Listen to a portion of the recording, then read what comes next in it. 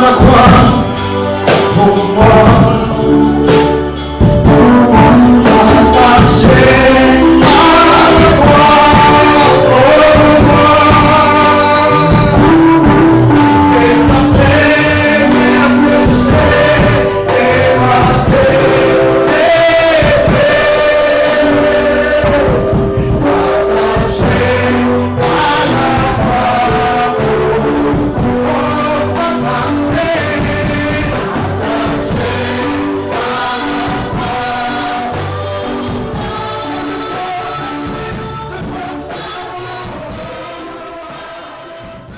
Alors, dans la marche avec Dieu, ce qui doit pouvoir animer l'enfant de Dieu, c'est toujours l'unité.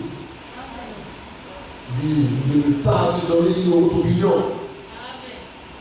Quand on pratique Dieu, quand on vit la parole à partir d'un certain moment, on se rend compte que l'homme à lui-même ne peut rien faire. Et est fort celui-là qui sait apprendre à se confier de la grâce de Dieu. Seule la grâce de Dieu permet à l'homme d'arriver. Vous voyez, beaucoup de frères passent par des moments difficiles spirituellement. Alors des réflexions viennent. Comment devons-nous faire? Est-ce la vérité? Est-ce la rigueur? La rigueur? Oui, la rigueur est dans la parole. Comment appréhender ces frères? En fait, ils sortent de l'état. Ça aussi, c'est une autre bataille. Mais pourtant, il faudrait que nous y arrivions.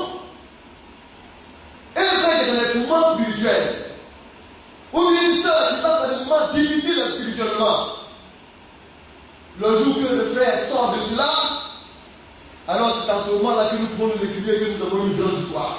Amen. Mais pour sortir là, tu vas avec le frère, tu lui parles, c'est le contraire souvent il fait. Et c'est là que se présente la patience. Parce que si tu n'es pas patient, ton objectif ne peut pas être atteint. Alors cela nous amène souvent à réfléchir, mais pour nous, serviteurs de Dieu, quel est notre objectif vis-à-vis de Dieu? C'est d'amener celui-là qui est malade à ne plus l'être. Alors la guérison a des processus. Quand quelqu'un se porte mal, il faut trouver tous les moyens nécessaires afin de bien le soigner. Et le monde, le système mondial, dit que pour bien traiter quelqu'un, il faut lui donner toutes les opportunités nécessaires pour le faire. Et qu'est-ce qu'ils font? Ils créent des cliniques. Parce qu'on se dit que les hôpitaux publics, vous voyez, n'arrivent pas à prendre mieux soin des hommes. Alors on crée des cliniques où quand tu vas, l'accueil même déjà, vous voyez, qui vient à toi, et la manière dont on t'accueille te donne déjà 25% de guérison. Là, vous voyez, comme on le dit, la propriété du lieu, l'assainissement. Quand tu y rentres et que le lieu est crédible de corps, cela te donne aussi 25% de guérison. Amen. Et tout le reste maintenant, comme on le dit, ce sont des analyses et des traitements.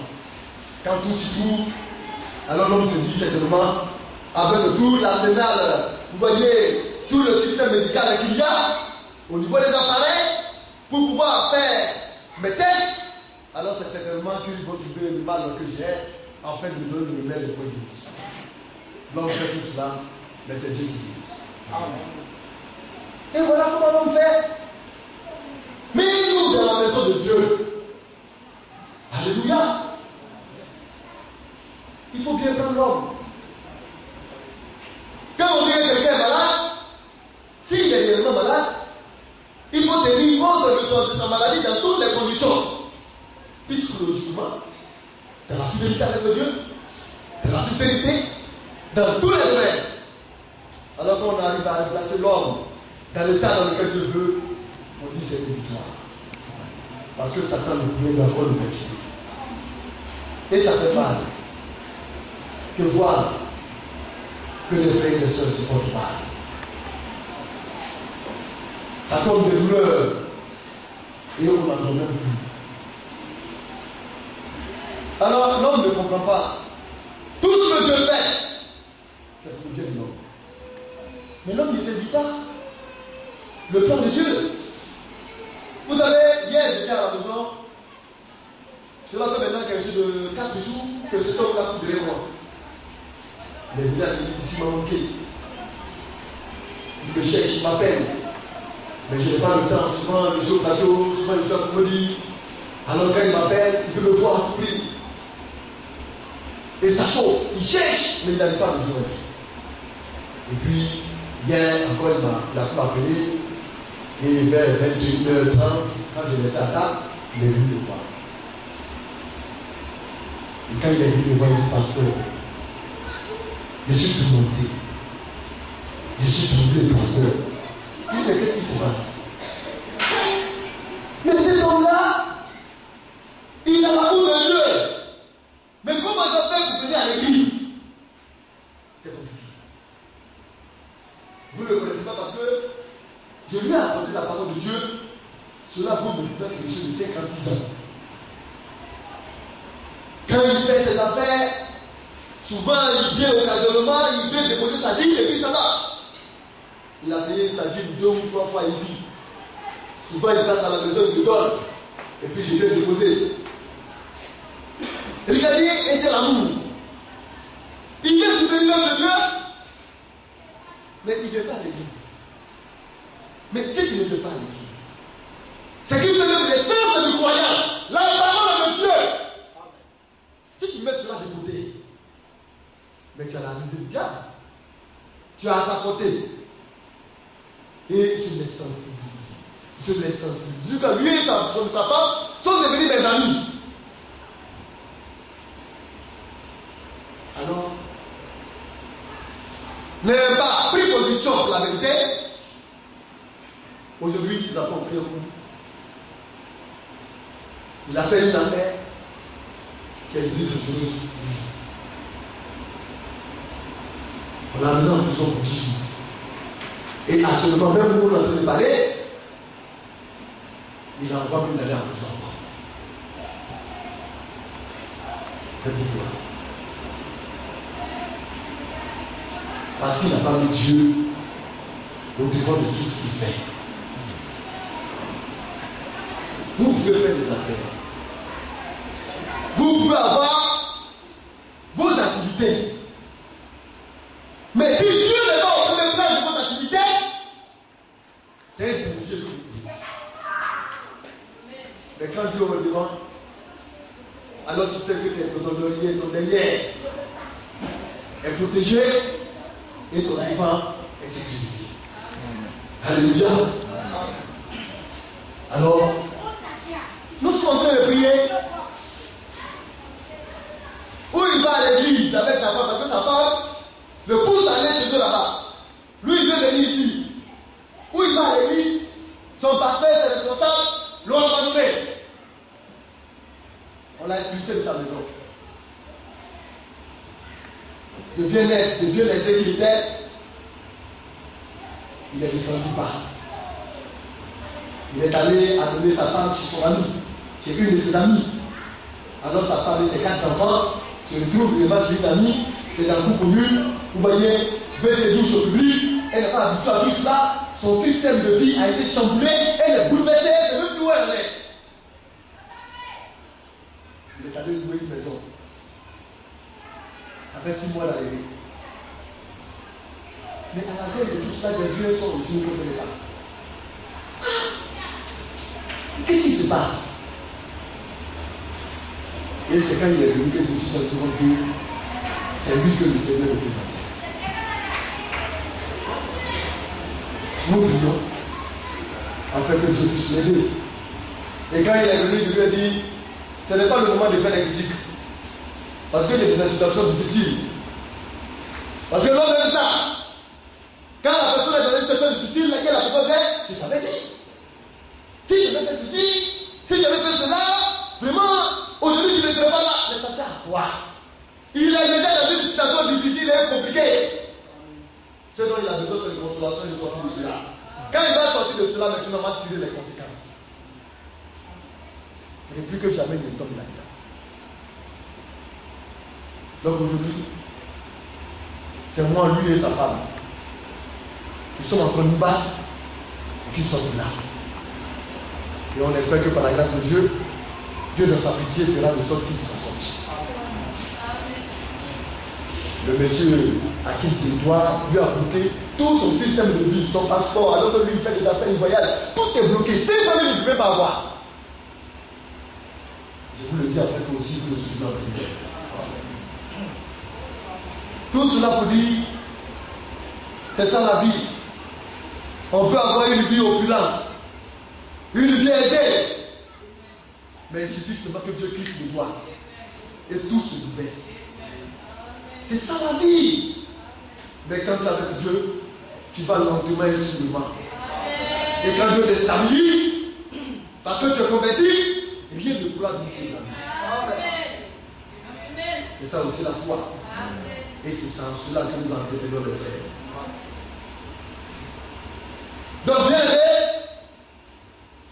comme nous étions en train de voir, dans le livre de 2 Thessaloniciens, le chapitre 2, nous parlons de l'Antichrist, l'impie, qui doit bientôt venir. Lui, il va bientôt venir. Mais avant qu'il ne vienne, le Seigneur a fait une promesse.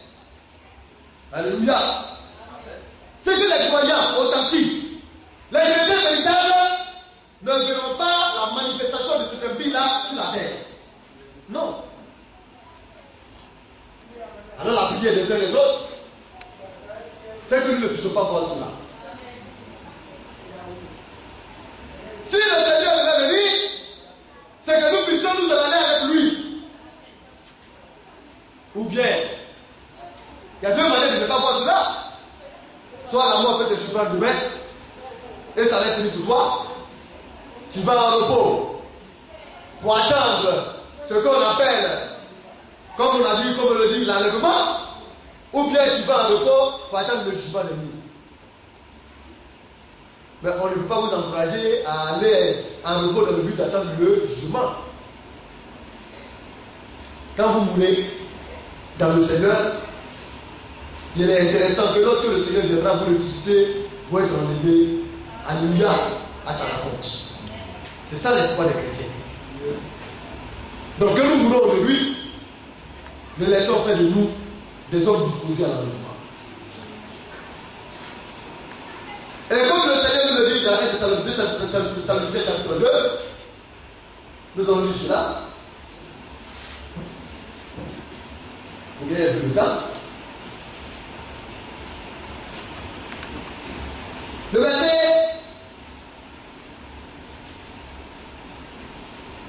5. Ne vous souvenez-vous pas que je vous disais ces choses, c'est l'apôtre Paul qui parlait. Lui, l'enseignement dans l'église. Enseigner le peuple sur ce qui est. Et sur ce qui arrive. Rappeler le peuple sur ce qui est passé. Oui, c'est bon de se rappeler de ce qui est passé. En fait, de faire garde à notre page. Mais il est bon de savoir ce qui se passe. Et aussi d'appréhender ce qui arrive. Alléluia. Ce qui se passe dans notre temps, nous en parlons toujours. C'est que nous sommes dans un message qui nous prépare à l'heure. N'est-ce pas? Et ce qui arrive, c'est comment est-ce que nous allons faire parler à l'enlèvement. La promesse est être enlevé à la rencontre du Seigneur dans les airs. Et encore pire, c'est que le Dieu va descendre dans une forme humaine sur la terre. Et la Bible dit que ce serait dangereux pour ceux-là qui sont en ce moment-là sur la terre. Parce qu'il sera appelé l'être impie. Alléluia. Comme on le voit, l'Antichrist.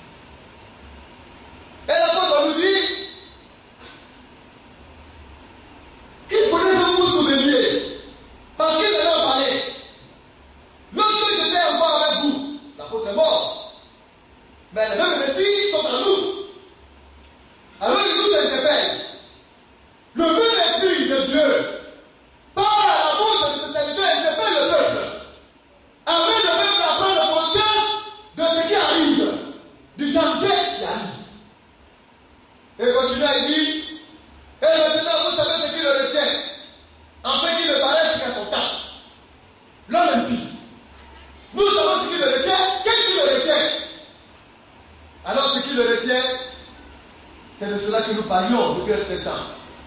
Le Saint-Esprit. Alléluia. Et l'Esprit de Dieu le retient en fait qu'il est pareil dans son temps. Et son temps, c'est quel temps? C'est lorsque l'Esprit de Dieu ne sera plus. Or, aussi longtemps que la grâce de Dieu sera parmi les nations, le temps de l'Antichrist ne sera pas encore. Alléluia. Amen. Mais n'oubliez pas que l'esprit antichrist agit déjà. Alors, quand on apporte l'enseignement, quand on interpelle les frères, et qu'on leur donne le conseil de Dieu, c'est de ne pas prendre la mémoire oublieuse. Parce qu'il y a des dangers. On dit que son esprit déjà agit. Mais lui-même en chair, lorsqu'il arrive, mais il n'arrivera qu'à son temps. Mais son esprit qui agit, perturbe les hommes, égare les hommes, détourne les hommes de la vérité de Dieu. Tourmente les hommes en dehors du cadre de la volonté parfaite de Dieu, qui est sa parole. Mais les enfants de Dieu sont préservés de cela. Alors ce qui le retient, c'est le Saint-Esprit. Alléluia. Et il dit quand le mystère de l'iniquité agit déjà. Alléluia. Il faut seulement que celui qui le retient ait encore disparu. Et alors, par exemple, l'homme impie, l'impie du ouest, que le Seigneur Jésus détruira par le souffle de sa bouche et qu'il écrasera par l'éclat de son avènement. Donc le Seigneur va le détruire. Alléluia. Le Seigneur va l'écraser. Mais en attendant, alléluia, bien-aimé, il aura un temps de manifestation. Il va avoir le temps d'agir. Mais nous en parlerons plus tard peut-être. Parce que les prophéties disent qu'il sera enchaîné pour 1000 ans avant l'entrée au millénium. Alléluia. Et après il sera lâché. Et maintenant pour finir, maintenant il sera jeté en enfer pour sa destruction. Satan finira par être détruit.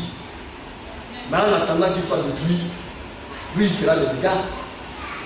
Et là où l'esprit attire notre attention, c'est qu'il y a des hommes, au lieu de se fier à Dieu et à sa parole, se fient à des systèmes, à des miracles, à des prodiges, à des choses qui ne sont pas, vous voyez, assez importantes. Quelqu'un peut faire des miracles et puis être fort. Quelqu'un peut faire des prodiges, des guérisons et puis être très fort. Mais quelqu'un ne peut pas imiter la parole de Dieu. Parce que Dieu est sa parole. Alléluia. Le milieu du glow. Dans le passage. Alléluia. Non? C'est ça le 7. Tu vas continuer de lire un peu et puis nous allons aller vous suivre. Le verset. Verset 6. Oui. 8. Verset 8. Oui. Et alors paraîtra l'impie, que le Seigneur Jésus détruira par le souffle de sa bouche, Oui. et qu'il écrasera par l'éclat de son avènement. Donc le souffle de sa bouche, c'est sa parole. C'est son esprit. Alléluia. La parole et l'esprit sont un. C'est deux entités différentes. Mais l'un a besoin de l'autre. Alléluia. Et les deux venir ensemble permet également de donner l'efficacité à l'action de Dieu. La parole de l'esprit, vous voyez, est comme une lettre morte. Or, la parole de l'esprit donne la vie, donne le pouvoir, donne la puissance. Amen. Alléluia. Amen. Alors le Seigneur va le détruire par le souffle de sa bouche. C'est pourquoi la parole de Dieu, c'est elle. C'est en elle que nous pouvons nous confier, c'est en elle que nous pouvons nous baser. Amen. Oui, frère, nous continuons. Verset 9.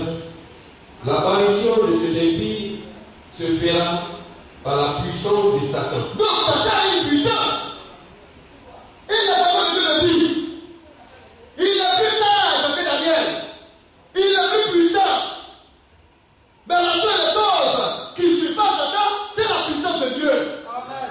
Amen. Et c'est cette puissance-là que Dieu nous transmet. Mais tu es là. On te dit que Dieu te transmet sa puissance, et puis tu es là, tu doutes de cela. Tu ne sais même pas ce que le Seigneur t'accorde.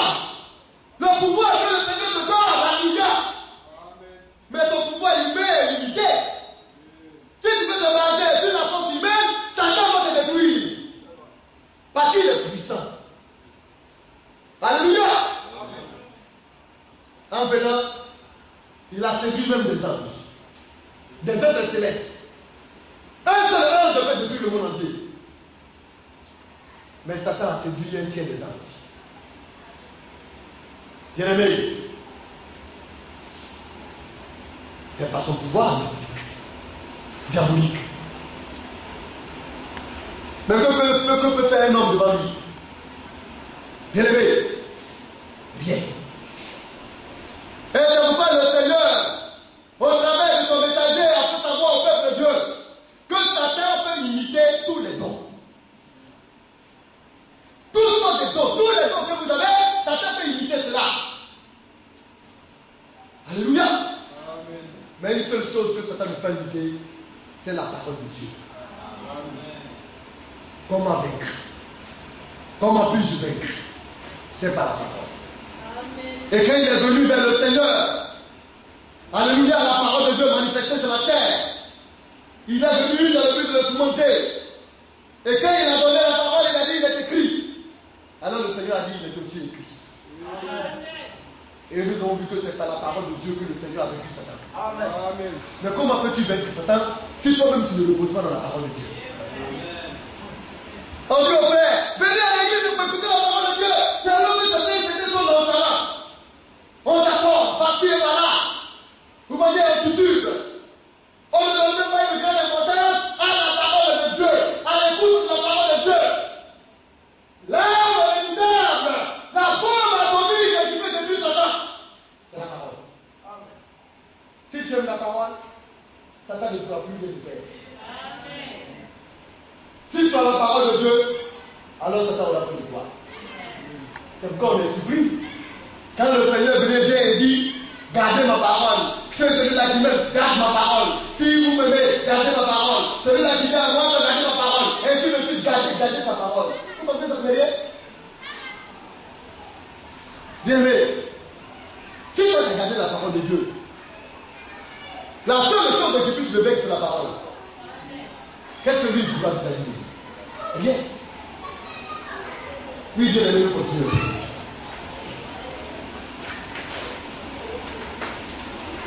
Verset 9. Oui. L'apparition de cet impie se fera par la puissance de Satan. Oui. Avec toutes sortes de miracles. Avec toutes sortes de miracles.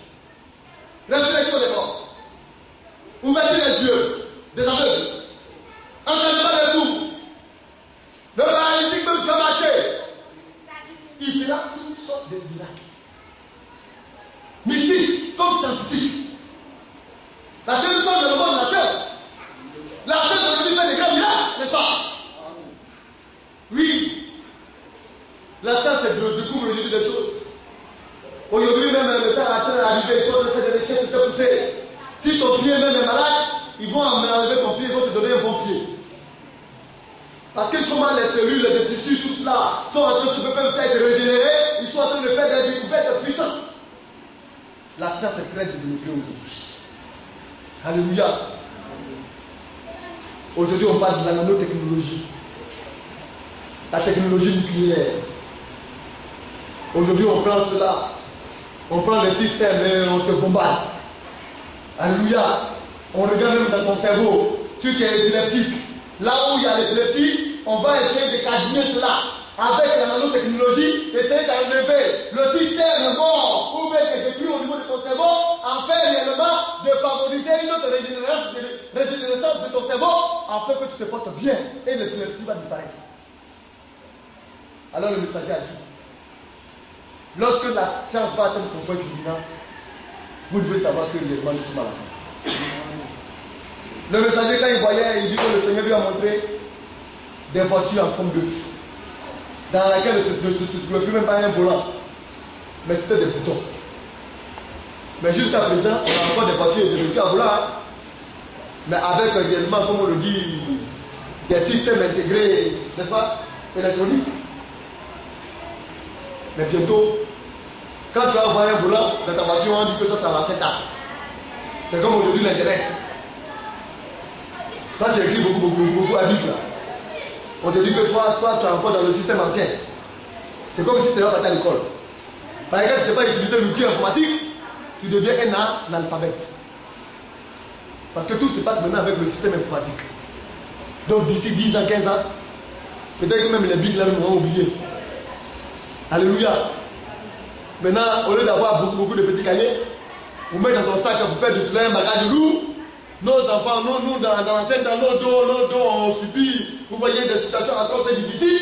Aujourd'hui, tu as un petit ordinateur portable, vous voyez, tu attrapes cela, et puis c'est tous tes cahiers, tous tes livres qui sont dedans. Parce que c'est toute une bibliothèque à l'intérieur. Tu veux écrire, lettre, tu n'as pas besoin de prendre un cahier, ce sont tes doigts. Alléluia. Il suffit seulement de taper et d'écrire des phrases, ainsi de suite. Même il y a le système aujourd'hui informatique intégré qui écrit aussi, qui t'aide à écrire des phrases avec des fautes. Et ça, avec la correction des fautes, et du sonnet, tout cela à l'intérieur. Pour vous montrer comment la science évolue. Alléluia. C'est pourquoi la Bible dit toutes sortes de miracles mensongers. Des miracles qui ne viennent pas de Dieu, qui ne viennent pas de la parole. Parce que quand on parle de mensonges, le Seigneur, l'autre fois, il veut guérir ton corps, mais il veut guérir ton âme. La vérité, c'est ça. Quand il guérit ton corps, c'est pour aller dans la guérison de ton âme. Mais à quoi bon d'avoir un corps qui est guéri et de garder son âme? Les hommes vont s'attacher au système moderne, à leur vente, à leur bien-être, comment avoir de grosses voitures, de grosses villas, comment vivre dans l'abondance, dans le péché, dans la luxure, dans la folie, et maîtriser Dieu. C'est ça le système des hommes aujourd'hui. Mais l'enfant de Dieu, lui, c'est que quand un miracle vient dans sa vie, quand il y a une guérison, c'est pour le rapprocher de Dieu et non la l'éloigner. Amen. C'est pourquoi les guérisons et les miracles de Satan sont appelés des miracles mensongers. Parce que ce n'est pas venu de la parole. Alléluia.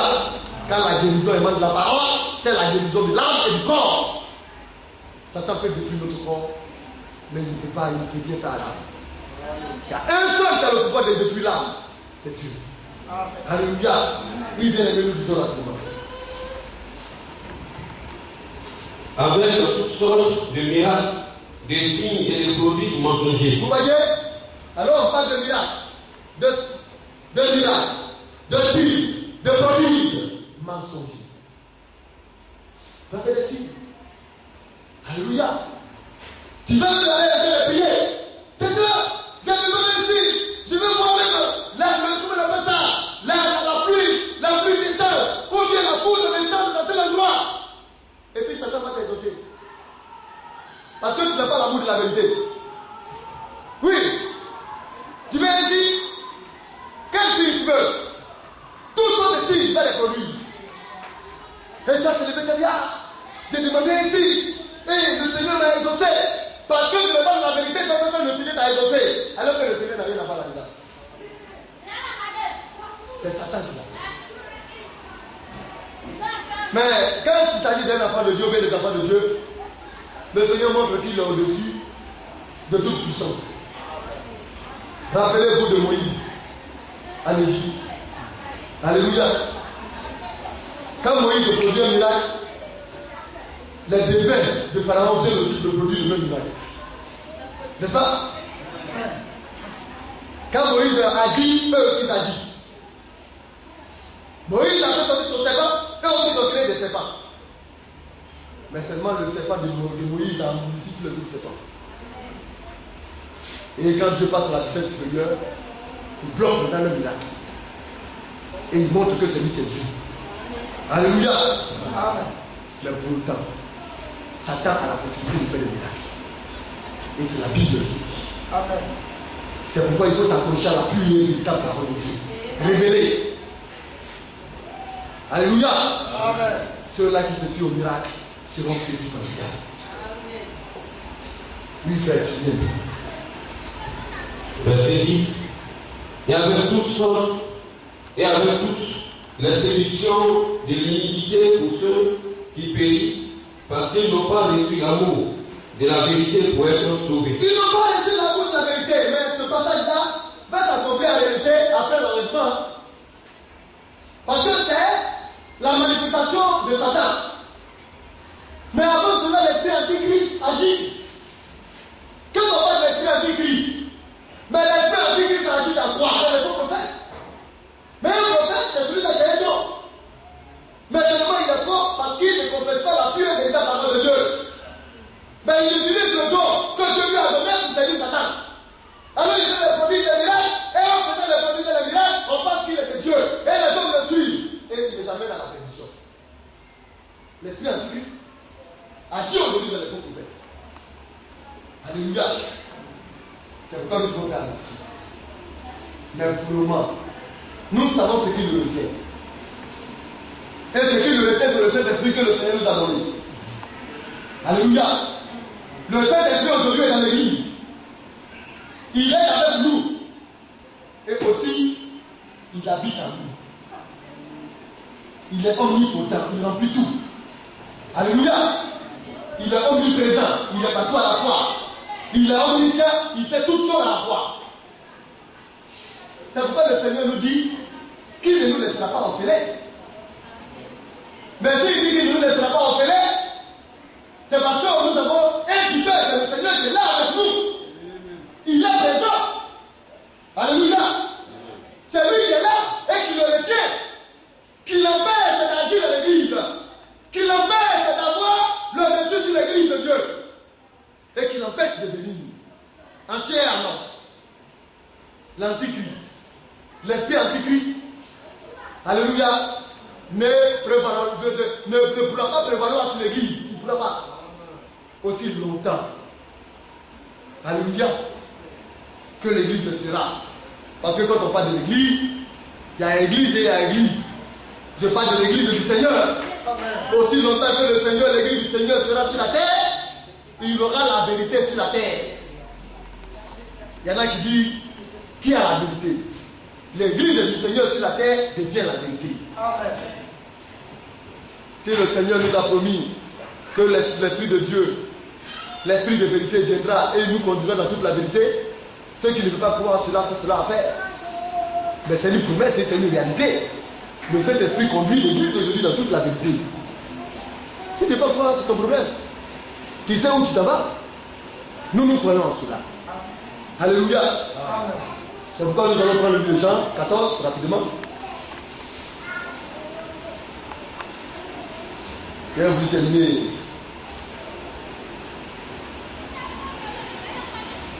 Jean 14. Jean chapitre 14. Nous allons lire un instant.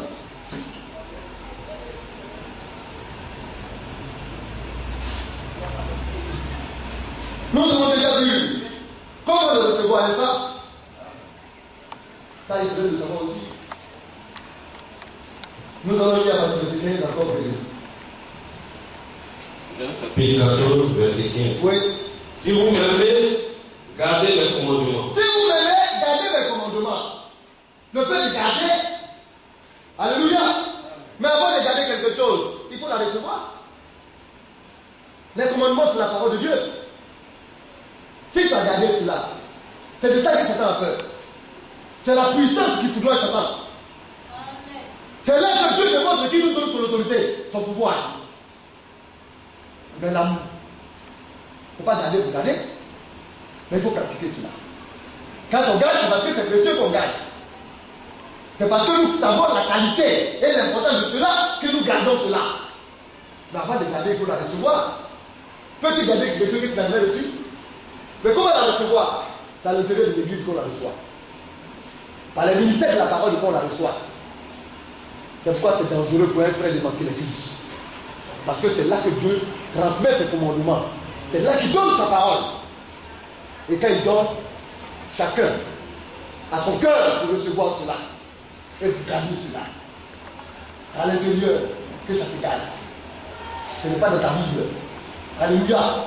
Mais il utilise ce qui est à l'intérieur de ta Bible avec l'Esprit de Dieu et il te donne cela afin que tu gardes cela sur la table de ton cœur.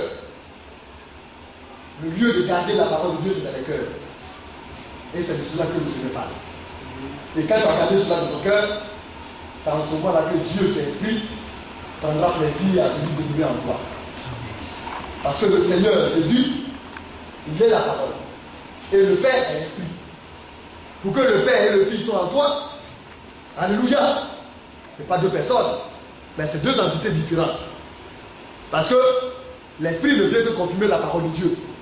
L'Esprit ne vient que se mêler dans la parole de Dieu. Alors il faudrait que tu aies la parole de Dieu dans ton cœur. Il faudrait que tu la gardes à l'intérieur de toi Et l'Esprit de Dieu viendra maintenant pour pouvoir sceller cela. Oui, frère, nous continuons. Si vous m'aimez, gardez mes commandements, et moi je prierai le Père, et il vous donnera un autre consolateur, Oui.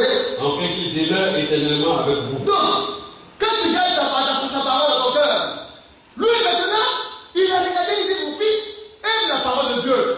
Mes enfants, mes filles, aiment la parole de Dieu. Il garde la parole de Dieu dans son cœur. Père, donne-leur maintenant ton esprit. Parce que quand c'est comme cela, tu ne pourras plus jamais t'égarer. Parce que l'esprit qui te donne ici, il dit, cet esprit-là va demeurer éternellement. À jamais, tu te conduis. Oui, je vais continuer. Verset 17. L'esprit de vérité. Alors cet esprit, c'est un esprit de vérité. Oui. Que le monde ne peut recevoir. Alors il n'a rien à voir avec le monde. Il n'a pas affaire avec le monde. Il n'a pas de rapport avec le monde. Oui, frère. Parce qu'il ne le voit point. Oui, le monde ne le voit pas. Et le monde ne le connaît point. Oui. Mais vous Vous le connaissez. Vous le connaissez. Oui. Car il demeure avec vous. Car il demeure avec vous. Et il sera en vous. Et il sera en vous. L'esprit de vérité. Oui, je vais continuer. Je ne vous laisserai pas orphelin. Oui. Et je viendrai à vous. Alors nous ne sommes pas orphelins. C'est pourquoi il dit, vous savez ce qui le retient. En fait, qu'il le paraisse dans son temps. Le Seigneur, dans son esprit, est avec nous. Les juges ne sont pas orphelins. Les frères et les sœurs ne sont pas orphelins. Parce que le Saint-Esprit est avec eux. Oui, frère. Je ne vous laisserai pas orphelin, je viendrai à vous. Oui. Encore un peu de temps, et le monde ne me verra plus. Mais vous me verrez, car je vis et vous vivrez aussi. Donc, aujourd'hui, dans les médias partout, hier ou avant-hier, s'il me trompe, la France a accepté, a reconnu le droit réellement au mariage des homosexuels. C'est le monde. Ils ne voient pas le Seigneur. Ils ne connaissent pas le Seigneur. Mais s'ils voyaient le Seigneur, ils allaient s'en tenir à sa parole pour savoir que c'est une abomination. S'ils connaissaient le Seigneur, ils allaient savoir que ça là, c'est un péché horrible que le Seigneur n'aime pas. Mais ils n'ont jamais vu le Seigneur par l'esprit. Ils ne connaissent pas l'Esprit de Dieu. Ils n'ont jamais vu l'Esprit. Alors ils font comme ils veulent. C'est leur système à eux, c'est le monde. Et c'est sa manière de faire. Alléluia. Mais dans l'église de Dieu, nous voyons. Et nous le connaissons. Parce qu'à l'intérieur de la parole de Dieu, il nous donne sa connaissance. Et nous voyons l'action de Dieu dans notre vie.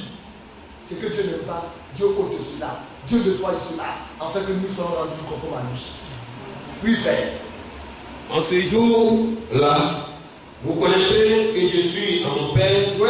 et que vous êtes en moi, et que je suis en vous. Oui. Celui qui a mes commandements et qui les garde, c'est celui qui m'aime. Celui qui a les commandements, la foi, venez à l'église pour la foi, ce n'est pas à la maison, ce n'est pas au bureau, ce n'est pas au travail, mais c'est dans la maison de Dieu. C'est là que le conseil de Dieu est donné, par la révélation du Saint-Esprit. C'est pourquoi il a donné le ministère dans l'église pour le perfectionnement des saints et de leur édification. Avoir les commandements et les garder. Alléluia. Marchez dans cela pour montrer qu'on l'aime. Oui, frère. Et celui qui m'aime sera aimé de mon Père. Oui. Et je l'aimerai et je le ferai connaître à lui. Oui. Jude, non pas l'Iscariote, lui dit Seigneur, d'où vient que tu le feras connaître à nous? Oui. Et non au monde. Jésus lui répondit, si quelqu'un m'aime et gardera ma parole, Si quelqu'un m'aime et gardera ma parole, oui. et mon Père l'aimera, Et mon Père l'aimera. nous viendrons à lui Nous viendrons à lui. et nous ferons notre demeure chez lui. Et nous ferons notre demeure chez lui. Mais qui est Jésus? Il est Dieu manifesté de la chair. Selon le livre de Jean, n'est-ce pas? Nous allons dire cela. Jean chapitre 1, le verset 15, rapidement.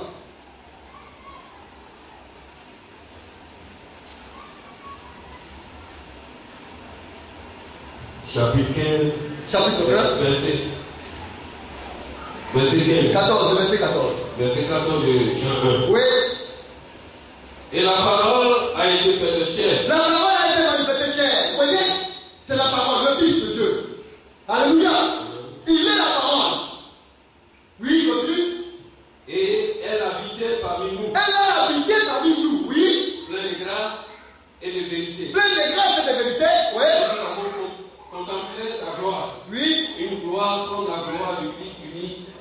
Père. Donc, la parole a été manifestée. Le fait qu'elle a été manifestée, c'est parce qu'elle a été envoyée.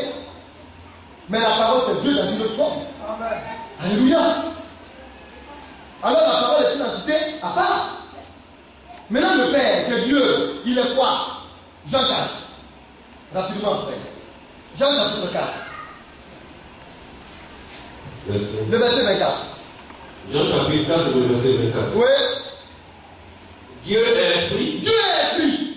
Oui. Et il faut que ceux qui l'adorent, Ceux qui l'adorent, donnent le respect pour lui, qui le servent, ceux-là qui viennent de sa maison, qui l'écoutent, qui gardent sa parole et qui marchent selon cela, l'adorent en esprit et en vérité. Parce qu'il est esprit. Donc le Père est esprit. Le Fils est la parole. N'est-ce pas? Maintenant, Jean 6, 63.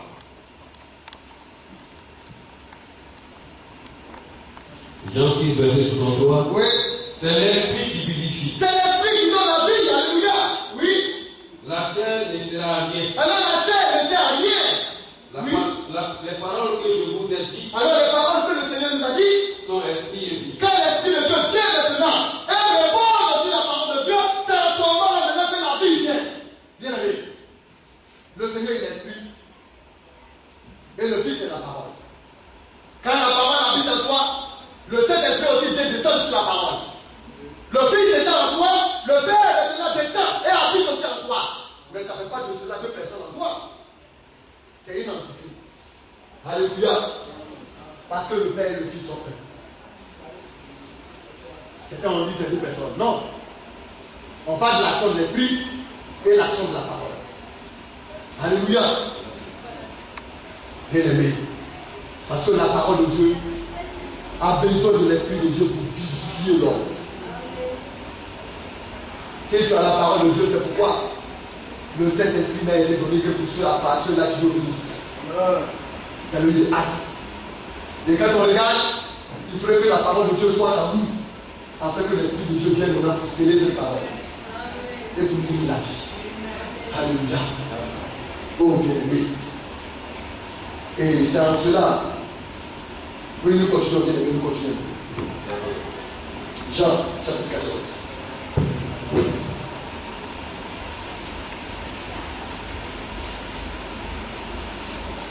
Le verset 23. Chapitre 14, verset 23. Oui.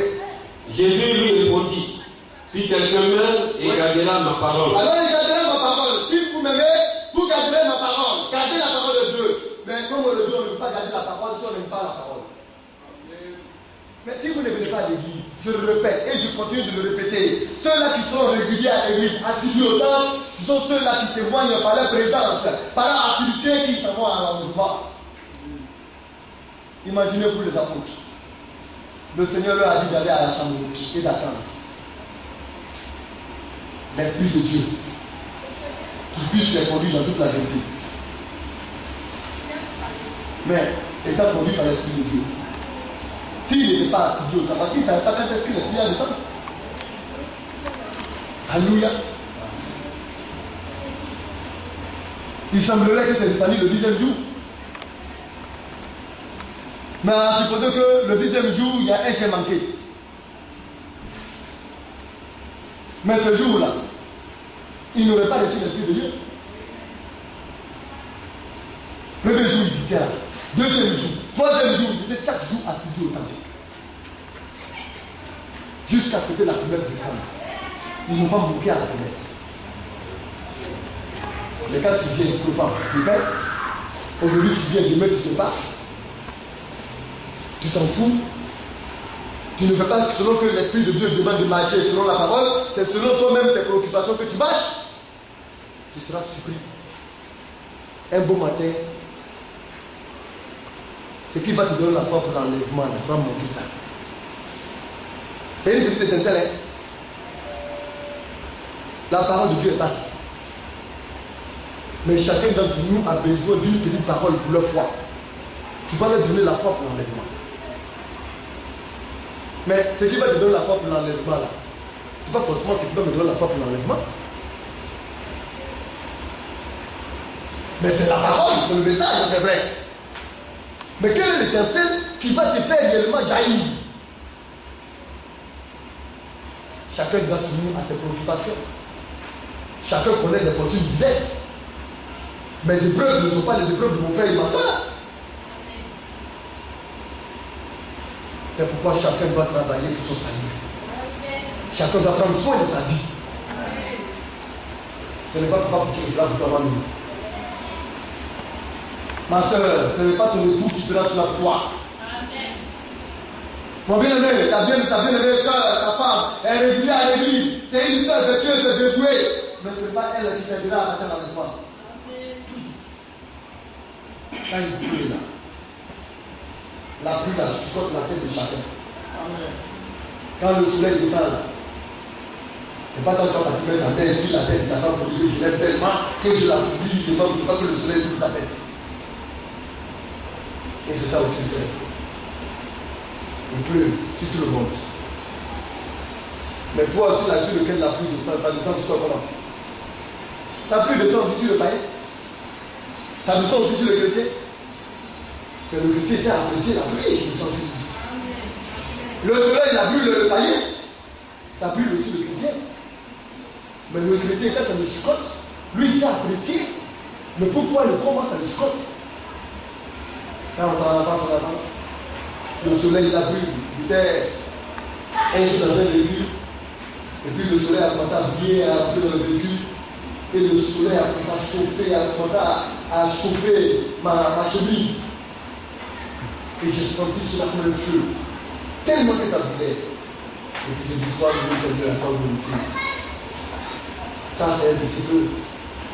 Soyez du tabac de vie. Quand nous partirons, le soleil va brûler 7 fois sa qualité. Le soleil va brûler 7 fois plus. Ah, il fait chaud, on a dit ça va il fait chaud. Et après l'enfant de Dieu, c'est la tête de la parole de Dieu qui dit c'est qui a fait des païens. Mais le païen dit ouh, il fait chaud. Donc lui, il cherche comment il va faire de la climatisation de sa voiture, comment il va faire le climatiseur de sa maison pour échapper à la chaleur. Mais souvent, là, il peut pas climatiseur et puis la climatisation, ça fait souffler la chaleur. Aujourd'hui, les ventilateurs ne servent à rien parce que les ventilateurs, il faut que souffler la chaleur sur lui-même. Ça ne sert plus à rien. Faisons attention. Nous allons nous aller des oiseaux. Le monde a fait des oiseaux. Et moi, le Seigneur est ma chance. Que le Seigneur vous bénisse. Nous allons